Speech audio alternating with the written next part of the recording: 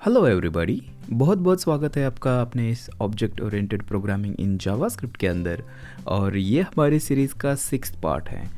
तो इस वीडियो के अंदर हम देखने वाले हैं कि ये स्टैटिक प्रॉपर्टीज़ और स्टैटिक मेथड्स क्या होती है ऑब्जेक्ट ओरिएंटेड प्रोग्रामिंग के अंदर, और कुछ एग्जांपल्स की मदद से हम इसको बिल्कुल अच्छी तरीके से समझने की कोशिश करेंगे। तो बिल्कुल टाइम वेस्ट नहीं करते हैं, लेट्स गेट स्टार्टेड।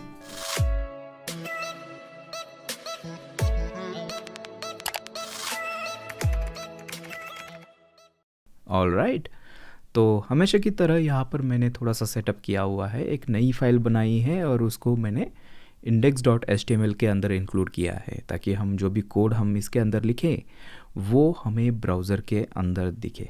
ठीक है, तो स्टैटिक मेथड्स और प्रॉपर्टीज़ बेसिकली वो ऐसी प्रॉपर्टीज़ होती है जिनका क्लास के इंस्टेंस से कोई मतलब नहीं होता है। मतलब हमारे क्लास के अंदर जब भी हम कुछ प्रॉपर्टीज़ या फिर मेथड्स बनाएंगे जो कि स्टैटिक होगी, उसको यूज़ करने के लिए हमें क्लास का इंस्टेंस बनाने की ज़रूरत नहीं पड़ेगी। ठीक है, अभी इसके बहुत सारे यूज़ केसेस है, इसमें से हम कुछ एग्जांपल्स यहाँ पर देखने वाले हैं। तो बेसिकली जो स्टैटिक प्रॉपर्टीज़ होती है या फिर स्टैटिक मेथड्स होती है वो यूज़ की जाती है, जैसे कि फॉर एग्जांपल आपका कोई कॉन्फ़िगरेशन है या फिर कैशिंग हमें करनी है या फिर कोई यूटिलिटी फंक्शंस हमें बनानी है। तो ऐसी बहुत सारी यूज़ केसेस है, तो इसको एक एक करके एग्जांपल्स की मदद से समझते हैं। तो उसके लिए सबसे पहले तो मैं एक यूज़र क्लास बनाऊंगा। सो क्लास यूज़र, और इसके अंदर एक कंस्ट्रक्टर बनाते हैं। देखिए कंस्ट्रक्टर, इसके अंदर नेम और एज हम रिसीव करेंगे। ठीक है, और इसको सेट भी करते हैं। तो this dot name is equal to name and this dot age is equal to age. Okay, so अभी यहाँ पर क्या करेंगे, यहाँ पर सबसे पहले तो इनके दो इंस्टेंस बनाते हैं। सबसे पहले यूज़र 1 करते हैं। देखिए न्यू यूज़र, और यहाँ पर राकेश के, और एज करते हैं 30। ठीक है, और इसी के साथ में और एक यूज़र बनाते हैं यूज़र 2, न्यू यूज़र, और यहाँ पर करते हैं जॉन डो, एज करते हैं 40। ठीक है, अभी यहाँ पर जो हम करने वाले हैं ये बेसिकली एक यूज़ केस है जो कि है यहाँ पर। देखिए मैं कमेंट करता हूँ इसको। यहाँ पर हम देखने वाले हैं यूटिलिटी फंक्शंस। ठीक है, यूटिलिटी फंक्शंस के लिए कैसे जो स्टैटिक मेथड्स है उनका यूज़ किया जाता है। ठीक है, यूटिलिटी फंक्शंस। अभी यहाँ पर आते हैं नीचे और जल्दी से इसको मैं क्या करता हूँ, लॉग करता हूँ। ठीक है, console.log, और यहाँ पर करते हैं यूज़र 1 एंड यूज़र 2। ठीक है, इसको ब्राउज़र के अंदर देखते हैं। तो यहाँ पर ये देखिए ये यूज़र है और ये यूज़र 2 है, राकेश और जॉन डो। यहाँ पर दोनों यूज़र्स हमारे दिख रहे हैं, एक की एज 30 है, एक की 40 है। यहाँ पर मैं और एक काम करता हूँ, और एक यूज़र बनाता हूँ। देखिए कॉन्स्ट यूज़र 3 न्यू यूज़र, और यहाँ पर करते हैं जेन डो इस बार। ठीक है, और एज रखते हैं 20, और यहाँ पर यूज़र 3 इसको भी लॉक करते हैं। तो अभी आप देख सकते हो कि यहाँ पर तीनों यूज़र्स है, एक की एज 30 है, 40 है, और इनकी एज 20 है।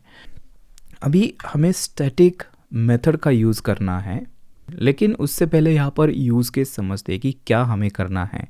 मैं चाहता हूँ कि ये जो सारे यूज़र्स हमारे बन रहे हैं इनको क्या करना है, सॉर्ट करना है उनके एज वाइज। मतलब सबसे पहले ये आना चाहिए जेन डो, उसके बाद राकेश के, और उसके बाद जॉन डो, क्योंकि 20, 30, 40 इस तरह से सॉर्ट करना है उनको। ठीक है, तो यहाँ पर मैं क्या करूँगा, सबसे पहले तो इनको एक एरे के अंदर डालता हूँ। सो कॉन्स्ट, और यहाँ पर करते हैं यूज़र्स, और इसके अंदर एरे बना के हम इस तरह से डाल सकते हैं। देखिए यूज़र 1, यूज़र 2, यूज़र 3, और यहाँ पर क्या करूँगा, देखिए ये जो है इनको यहाँ से हटा के यहाँ पर यूज़र्स करते हैं। सो यहाँ पर आप देख सकते हो कि ये यूज़र्स अभी वही यूज़र्स है, बट अभी क्या है एरे के अंदर हमने रखा है। लेकिन इनकी ऑर्डर अगर आप देखोगे तो ये देखिए जैसे हमें चाहिए जिस ऑर्डर में है ना, हमें चाहिए 20, 30, 40 इस ऑर्डर में चाहिए, लेकिन ये अभी है 30, 40, 20, तो इनको हमें सॉर्ट करना पड़ेगा। सो एरे को सॉर्ट करने के लिए हम क्या करते हैं, यहाँ पर करते हैं यूज़र्स डॉट सॉर्ट, इसके ऊपर मेथड कॉल करते हैं, राइट। और इसके अंदर हमें क्या करना होता है, ये शायद आपको पता होगा, एरे सॉर्ट करने के लिए आप यहाँ पर एक कॉल बैक देते हो जिसको कंपेयर फंक्शन भी बोला जाता है। और इसके अंदर क्या होता है, इसके अंदर ए एंड बी, मतलब जिनको हम कंपेयर कर रहे हैं वो दो चीज़ें यहाँ पर आ जाती हैं। तो यहाँ पर ये क्या करता है, सबको ये कंपेयर करता है, यूज़र 1 को यूज़र 2 से, यूज़र 1 को यूज़र 3 से, यूज़र 2 को यूज़र 1 से, यूज़र 2 को यूज़र 3 से, इस तरह से। सो यहाँ पर हर एक इटरेशन के टाइम हमें क्या मिलता है, दोनों ऑब्जेक्ट मिल जाते हैं जिनके साथ कंपेयर हो रहा है। सो इसको मैंने ए नाम दे दिया, इसको मैंने बी नाम दे दिया, ठीक है। यहाँ पर कुछ भी नाम आप दे सकते हो। और यहाँ से आपको क्या करना होता है, ए डॉट ये ऑब्जेक्ट है, मैं चाहता हूँ एज के हिसाब से करना है। सो मैं करूँगा A dot age minus B dot age. तो ये नॉर्मली सॉर्ट इस तरह से हम करते हैं, ठीक है, ये आपको सबको पता ही होगा। अभी इसको अगर मैं सेव करूँगा और यहाँ पर चेक करते हैं, तो आप यहाँ पर देख सकते हो कि ये हमारा एरे जो है वो सॉर्ट हो चुका है 20, 30 एंड 40, ठीक है। अभी ये तो ठीक है, लेकिन क्या हम ऐसा कुछ कर सकते हैं, देखिए ये सॉर्ट हम कर रहे हैं एज के हिसाब से। सो ये जो सॉर्टिंग हम कर रहे हैं ये हमारे यूज़र से रिलेटेड है, ये जो फीचर है ये यूज़र से रिलेटेड है। क्या हम ऐसा कर सकते हैं कि यूज़र के अंदर ये जो मेथड है उसको स्टोर करें, कर सकते हैं। लेकिन यहाँ पर अगर मैं नॉर्मल मेथड बनाऊंगा, फॉर एग्जांपल कंपेयर करने के लिए एक मेथड अगर इसके अंदर बनाऊंगा, लेकिन वो क्या हो जाएगा, वो इंस्टेंस से बाइंड हो जाएगी। लेकिन हम यहाँ पर क्या कर रहे हैं, जो सारे यूज़र्स है उनको कंपेयर कर रहे हैं, राइट। इसका मतलब इंस्टेंस मेथड यूज़ करके यहाँ पर सॉर्ट करना सारे यूज़र्स को, ये यहाँ पर सेंस बनता नहीं है। तो मैं यहाँ पर क्या करूँगा, एक स्टैटिक मेथड बनाऊंगा। तो स्टैटिक मेथड बनाने के लिए हम नॉर्मली इस तरह से आपको स्टैटिक कीवर्ड लिखना होता है और उसके बाद जो आप नॉर्मल मेथड बनाते हो बिल्कुल उसी तरह से, ठीक है। सो यहाँ पर हम कंपेयर फंक्शन बनाने वाले हैं एज से सॉर्ट करने के लिए। सो यहाँ पर मैं क्या करूँगा, यहाँ पर करते हैं कंपेयर बाय एज, इसको नाम देते हैं, ठीक है। तो यहाँ पर बेसिकली ये जो फंक्शन है ये हम बना रहे हैं, तो बिल्कुल इसी तरह से ए और बी यहाँ पर रिसीव हो जाएगा। इसको मैं थोड़ा सा अलग नाम देता हूँ अभी, इसको करते हैं यूज़र 1, यूज़र 2, ठीक है। इस तरह से मुझे दो ऑब्जेक्ट्स यहाँ पर मिल जाएंगे कंपेयर करने के लिए। और बिल्कुल इसी तरह से यहाँ से मैं क्या करूँगा, रिटर्न करूँगा। देखिए रिटर्न ए डॉट ए नहीं आएगा यहाँ पर अभी, user 1 dot age minus user 2 dot age, इस तरह से करना है। और अभी यहाँ पर मैं क्या करूँगा, इस फंक्शन की जगह ये जो स्टैटिक मेथड हमने बनाई है उसको मैं पास करूँगा। देखिए अभी जो स्टैटिक मेथड्स होती है या फिर प्रॉपर्टीज़ होती है क्लास के अंदर, उसको हम इंस्टेंस के ऊपर नहीं कॉल कर सकते, ठीक है। ये एक इसकी खासियत है, इंस्टेंस के ऊपर नहीं कॉल कर सकते क्योंकि इंस्टेंस का और स्टैटिक जो प्रॉपर्टीज़ है इनका कोई एक दूसरे के साथ रिलेशन नहीं है, ठीक है। ये जो स्टैटिक प्रॉपर्टीज़ और जो मेथड्स होती है वो हमारे खुद क्लास के ऊपर स्टोर हो जाती है, लेकिन जो नॉर्मल प्रॉपर्टीज़ होती है वो हमारे इंस्टेंस के अंदर स्टोर हो जाती है, ठीक है। ये फ़र्क आपको याद रखना है। सो अभी मैं क्या करूँगा, इसको अगर मुझे कॉल करना है तो मैं इस तरह से नहीं कर सकूँगा, user 1 dot compare by age या फिर user 2 dot compare by age. मुझे क्या करना पड़ेगा, यूज़र जो क्लास है उसको यहाँ पर लिखना होगा, यूज़र डॉट और कंपेयर बाय एज। इस तरह से मैंने रेफरेंस दे दिया यहाँ पर। तो ये सॉर्ट फंक्शन क्या करती है, ये यूज़र 1 यूज़र 2 इसको पास करेगा और जो हमारा काम है यहाँ पर हो जाएगा। सेव करते हैं और चेक करते हैं, तो यहाँ पर देखिए 20, 30 एंड 40, मतलब हमारी सॉर्टिंग काम कर रही है। लेकिन अभी जो यहाँ पर जो हमारा सिंटैक्स बना है ये देखिए कितना क्लीन है, ठीक है। और ये यूज़र से रिलेटेड जो हमारी फंक्शन है जो मेथड है वो हमारी यूज़र क्लास के अंदर ग्रुप हो गई, मतलब सारी चीज़ें यहाँ पर रीडेबल मुझे लग रही है। तो ये बेसिकली एक यूटिलिटी फंक्शन हमने बनाई। अभी समझ लेते हैं कि मुझे इसको सॉर्ट करना है। देखिए यहाँ पर मैं और एक पैरामीटर रिसीव करता हूँ, इनकम, ठीक है, और इसको this income is equal to income, इस तरह से मैं सेट करूँगा। अभी यहाँ पर डालते हैं 5000 इनकम, और यूज़र 2 है उसकी समझ लेते हैं 10,000, और जो यूज़र 3 है इनकी समझ लेते हैं 7,000, ठीक है। ऐसी इनकम यहाँ पर हो गई। एक बार मैं इसको क्या करता हूँ ना, इसको एक बार लॉक करके देखते हैं, ठीक है। सो यहाँ पर आप देख सकते हो इनकम भी अभी स्टोर हो चुकी है यहाँ पर इसके अंदर। देखिए अभी मैं चाहता हूँ कि इनकम के हिसाब से मुझे सॉर्ट करना है, मतलब सबसे पहले 7,000, मतलब ये 5,000 वाला ऑब्जेक्ट पहले आना चाहिए, उसके बाद 7,000 और उसके बाद 10,000 वाला। सो अभी मैं क्या कर सकता हूँ, मैं इसको कॉपी कर सकता हूँ यहाँ पर, और यहाँ पर मैं करूँगा कंपेयर बाय इनकम, और यहाँ पर एज की जगह मैं क्या करूँगा, अभी हमें इनकम के हिसाब से करना है, सो इनकम, इस तरह से। और अभी यहाँ पर मैं क्या करूँगा, कंपेयर बाय एज जो है उसकी जगह मैं करूँगा कंपेयर बाय इनकम। मतलब यहाँ पर हमने जो दो यूटिलिटी फंक्शंस बनाई वो मैंने बस अभी दूसरी वाली पास कर दी, और अभी अगर चेक करते हैं तो यहाँ पर आप देख सकते हो 5,000, 7,000 एंड 10,000, मतलब हमारा काम यहाँ पर हो रहा है। लेकिन आप इस क्लास को देखिए, अभी ये कितना रीडेबल और ऑर्गेनाइज्ड हमें दिख रहा है, ठीक है। तो ये बेसिकली इस तरह से हम यूटिलिटी फंक्शंस के लिए स्टैटिक मेथड्स यहाँ पर यूज़ कर सकते हैं। अभी देखते हैं कि स्टैटिक प्रॉपर्टीज़ कैसे हम यूज़ करते हैं, ठीक है। अभी उसको समझने के लिए मैं क्या करूँगा, थोड़ी देर के लिए इसको मैं कमेंट करता हूँ, और यहाँ पर इसकी ज़रूरत हमें नहीं पड़ेगी, तो मैं इस तरह से करता हूँ। फ़िलहाल के लिए यूज़र 1 को यहाँ पर लॉक करते हैं। और अभी रिक्वायरमेंट देखिए, रिक्वायरमेंट ये है कि जब भी कोई यूज़र क्रिएट हो जाएगा मुझे उसको एक आईडी असाइन करनी है, ठीक है। और वो आईडी हमें हर एक यूज़र क्रिएट होने के बाद उसको इंक्रीमेंट करना है। मतलब यहाँ पर ये पहला यूज़र मैंने बनाया तो यहाँ पर इसकी आईडी होगी 1, जब भी दूसरा ऑब्जेक्ट बनेगा उसकी आईडी होनी चाहिए 2, और ये जब भी तीसरा बनेगा उसकी होनी चाहिए 3। सो अभी इसको कैसे कर सकते हैं, ठीक है। सो सबसे पहले तो हमारे मन में जो आता है वो ये है कि देखिए सबसे पहले तो यहाँ पर मैं करता हूँ इंक्रीमेंट, ठीक है, इस तरह से कमेंट करता हूँ। सबसे पहले हमारे माइंड में जो आता है वो ये है कि ठीक है, यहाँ पर हम एक वेरिएबल बना सकते हैं, इसको बाय डिफ़ॉल्ट 1 करते हैं, ठीक है, क्लास के बाहर। और फिर अभी हम क्या कर सकते हैं, यहाँ पर जब भी ये देखिए यहाँ पर this.id मैं करूँगा, यूज़र को एक आईडी असाइन करूँगा, और जो ऊपर का वेरिएबल है आईडी उसको इंक्रीमेंट करते रहूँगा, आईडी प्लस प्लस। अगर ऐसे करूँगा तो ये भी काम करेगा, चेक करते हैं।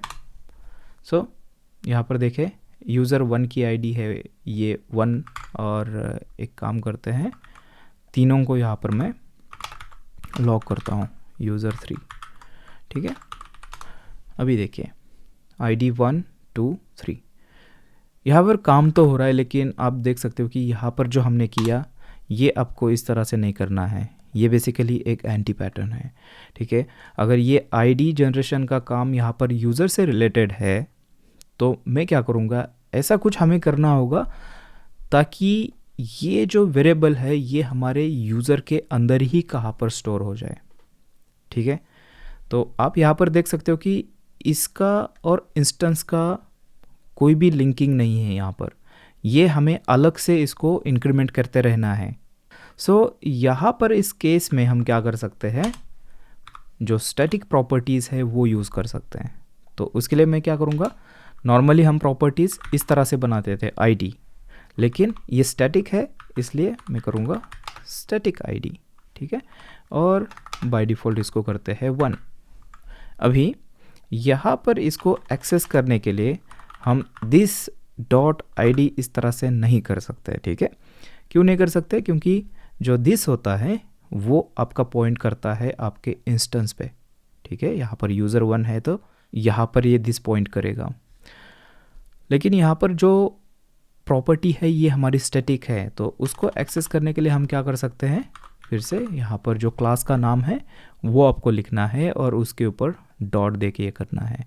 तो इससे आप समझ ही गए होंगे कि जो भी स्टैटिक प्रॉपर्टीज़ और मेथड्स होती है वो खुद क्लास के अंदर स्टोर हो जाती है, ठीक है। अभी देखें, यहाँ पर हमने यूज़र ID कर दिया, इसको आपको इंक्रीमेंट करना है और इसको अगर चेक करेंगे तो आप यहाँ पर देख सकते हो 1 2 3, मतलब ये काम हो रहा है।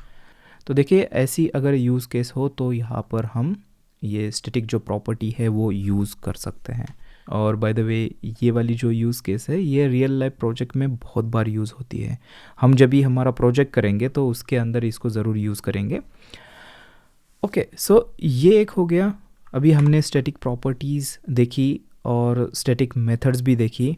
अभी और एक चीज़ देखनी है हमें, वो है कॉन्फ़िगरेशन के लिए कैसे यूज़ होता है ये जो स्टैटिक प्रॉपर्टीज़ है और स्टैटिक मेथड्स हैं, ठीक है। इसको मैं कमेंट करता हूँ और यहाँ पर आते हैं, समझ लेते हैं कि हमारे एप्लीकेशन के अंदर कुछ कॉन्फ़िगरेशन है। सो मैं क्या कर सकता हूँ, उसके लिए एक क्लास बना सकता हूँ। देखिए, उसको नाम देते हैं कॉन्फ़िग क्लास, ठीक है। और इसके अंदर जो भी सारी आपकी कॉन्फ़िगरेशन है वो आप रख सकते हो। अभी यहाँ पर एक चीज़ आपको याद दिलाता हूँ, जैसे कि हमने पहले डिस्कस किया था कि अगर स्टैटिक मेथड या फिर स्टैटिक प्रॉपर्टी है तो उसको हम इंस्टेंस के ऊपर एक्सेस नहीं कर सकते हैं। मतलब यहाँ पर अगर मैं करता हूँ const config is equal to new config, इस कॉन्फ़िग के ऊपर डॉट देके मैं इसके अंदर की स्टैटिक प्रॉपर्टीज़ और मेथड्स नहीं एक्सेस कर सकता हूँ। अभी यहाँ पर कॉमन सेंस बनता है कि हमारे एप्लीकेशन के लिए यहाँ पर एक ही फिक्स कॉन्फ़िगरेशन चाहिए, उसको अलग अलग इंस्टेंस बनाने की यहाँ पर बिल्कुल ज़रूरत नहीं है। तो इस केस में हम हमारा जो पूरा कॉन्फ़िगरेशन है उसको हम एज अ स्टैटिक प्रॉपर्टीज़ बना के रख सकते हैं। कैसे? देखिए, यहाँ पर समझ लेते हैं कि हमारे पास DB यूज़र है, ठीक है। सो यहाँ पर मैं करता हूँ DB यूज़र, तो उसका यूज़र नेम यहाँ पर डालना है इस तरह से।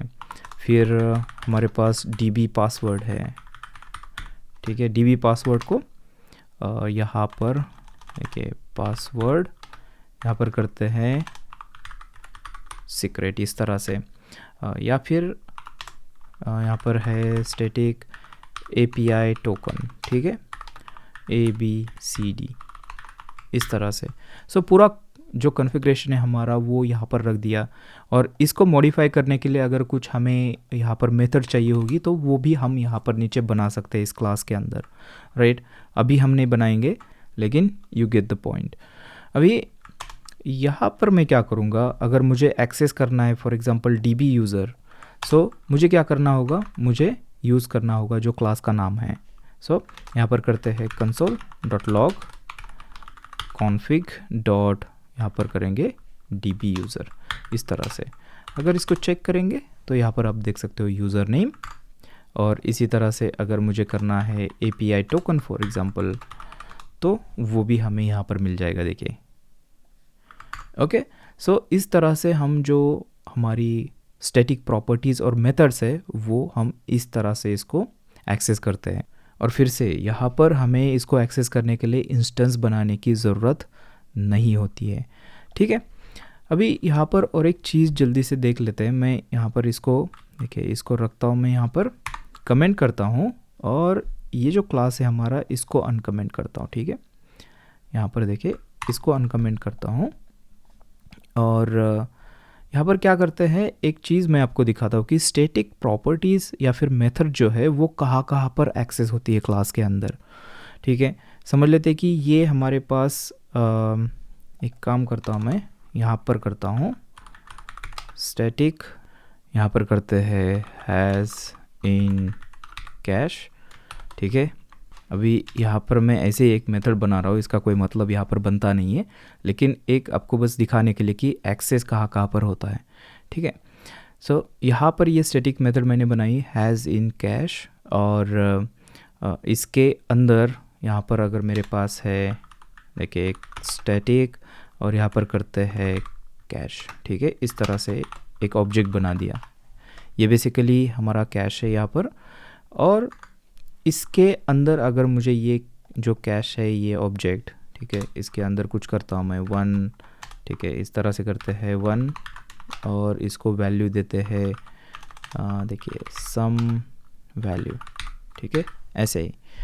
और अभी यहाँ पर जो हैज़ इन कैश है, इसके अंदर अगर मुझे ये जो एक्सेस करना है ये वाला कैश, तो उसको हम दिस कीवर्ड यूज़ करके भी एक्सेस कर सकते हैं। सो अगर मुझे करना है फॉर एग्ज़ाम्पल console.log, ठीक है, यहाँ पर करते हैं दिस डॉट कैश है और यहाँ पर पूरा ऑब्जेक्ट ही गेट करते हैं, ठीक है। अभी यहाँ पर आता हूँ मैं, यहाँ पर यूज़र क्रिएट करने की ज़रूरत नहीं है हमें। मैं यहाँ पर आके क्या करूँगा, देखिए यहाँ पर करूँगा user dot has in cash है। अगर ऐसे करूँगा और चेक करते हैं तो यहाँ पर आप देख सकते हो कि ये जो ऑब्जेक्ट है वो हमारा लॉग हो चुका है। तो आप देख सकते हो कि ये यहाँ पर हम दिस कीवर्ड भी यूज़ कर सकते हैं, लेकिन एक चीज़ याद रखनी है, ये दिस तभी काम करेगा जब भी हम एक स्टैटिक मेथड से स्टैटिक प्रॉपर्टी या फिर स्टैटिक मेथड एक्सेस कर रहे हैं। अगर दोनों स्टैटिक है तो तभी दिस कीवर्ड जो है वो काम करेगा, ठीक है। अभी समझ लेते हैं कि यहाँ पर स्टैटिक चेक कैश है, ठीक है, और एक मेथड है स्टैटिक वाली। और यहाँ पर क्या करेंगे, इस मेथड के अंदर जो ऊपर वाली मेथड है चेक कैश है उसको मैं कॉल करूँगा और इसको मैं यहाँ पर लॉक करता हूँ ताकि हमें पता चले कि वो कॉल हो रही है कि नहीं, ठीक है। अभी देखिए ये भी स्टैटिक मेथड है, लेकिन मैंने यहाँ पर दिस कीवर्ड यूज़ करके उसको एक्सेस किया है। ये अभी काम करेगा क्योंकि दोनों स्टैटिक मेथड्स हैं। चेक करते हैं इसको। सो देखिए ये ऑब्जेक्ट अभी भी दिख रहा है, ठीक है। अगर यहाँ पर नॉर्मल मेथड होती थी, देखिए यहाँ पर मैं नॉर्मल मेथड लिखता हूँ, इसको मैं कमेंट करता हूँ और अभी अगर मैं ये करूँगा, देखिए अभी इसको कॉल करने के लिए सबसे पहले तो हम इस तरह से नहीं कर सकते क्योंकि ये नॉर्मल प्रॉपर्टी है, तो उसके लिए हमें इंस्टेंस बनाना होगा। सो यूज़र1 बना दिया, यूज़र1 डॉट चेक कैश है। इस तरह से अगर मैं करूँगा तो देखिए क्या होगा, यहाँ पर अनडिफाइन हमें मिल रहा है। अभी ये क्यों मिल रहा है, क्योंकि यहाँ पर अगर देखेंगे ये मेथड तो कॉल हो रही है, लेकिन दिस कैश ये वाली जो प्रॉपर्टी है वो इंस्टेंस के ऊपर नहीं है। इस इंस्टेंस के ऊपर हम दिस कभी यूज़ करते हैं जब भी इंस्टेंस के ऊपर की प्रॉपर्टी हमें एक्सेस करनी है, ठीक है। लेकिन ये जो है ये हमारी स्टैटिक प्रॉपर्टी है, तो इस तरह से इसको नहीं कर सकते हैं। तभी हमें क्या करना पड़ेगा, यहाँ पर हमें जो क्लास का नाम है वो यूज़ करना पड़ेगा। तो यहाँ पर अगर देखेंगे तो फिर से ये काम करने लग गया, ठीक है। अभी यहाँ पर हमने स्टैटिक प्रॉपर्टीज़ और स्टैटिक मेथड्स भी देख ली। यहाँ पर और एक चीज़ है, यहाँ पर स्टैटिक ब्लॉक करके यहाँ पर एक आता है। देखिए अगर मैं यहाँ पर करता हूँ स्टैटिक इस तरह से, अभी ये थोड़ा सा वेयर्ड सिंटैक्स आपको लगेगा, लेकिन इसके अंदर अगर मैं करता हूँ console.log और इसको करते हैं इनिशियलाइज्ड, ये देखिए इस तरह से मैं करूँगा। और अभी मैं क्या करूँगा, यहाँ पर देखिए एक जो हमारी ये जो स्टैटिक मेथड थी उसको मैं अनकमेंट करता हूँ, ठीक है।